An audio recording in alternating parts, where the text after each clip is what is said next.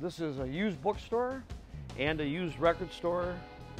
People from around the city come here because I have very limited space for my records, and they're all near mint condition. Anything with any kind of little marks, that goes in the dollar bin. It's also been said that we're like a store that has the last 50 years of pop culture.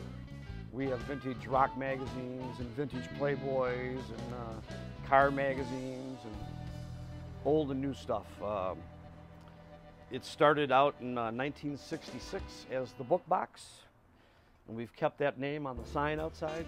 It was my sister's store then, and I took over in 1986. I came from a background of selling records.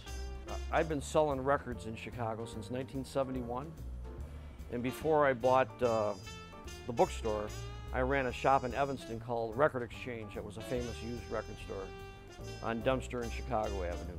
So when I bought the store for my sister in '86, I added used records and used CDs, and then we changed the name to let people know there was a new guy in charge, to Shake, Rattle and Read. Here 25 years starting January of 2011. Celebrate? Yeah, we'll have a, I think we won't celebrate on January 1st, which is when I got my key, because it would be hard to get people to come out that day. So I think we'll have a sale on the second week of January and some kind of party. This is an entertainment district. On the corner is the famous Green Mill, 2 or 3 doors down. And then across the street is the Aragon Ballroom. And then across the street from the Green Mill is the Riviera Theater that holds 2,500. We do really well when there are concerts going on, and we try to stay open right before the concert starts usually. Yeah, Uptown's a pretty big area. That's why when people come to me with worries about gentrification, I tell them not to worry because it's almost too big an area to get gentrified. I don't like to see empty storefronts like from here to Montrose, you know. There's a lot of empty stores, and they could rehab that Wilson L stop. I think that needs to be done. But there's some very wealthy areas like on Dover Street and Beacon Street. And then there's some very poor areas like Wilson and Sheridan.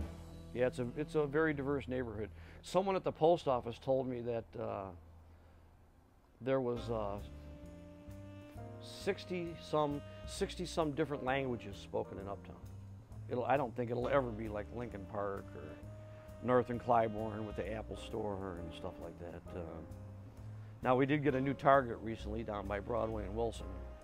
So things are gentrifying. I'm for the gentrification of the business district.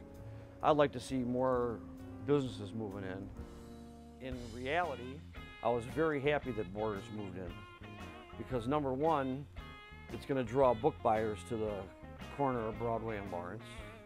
And number two, I sell used books, so people are going to finally realize when Borders opened up that, geez, this paperback is $8.99 at Borders plus tax, and we can go over to Rick's and get it used for $4, you know.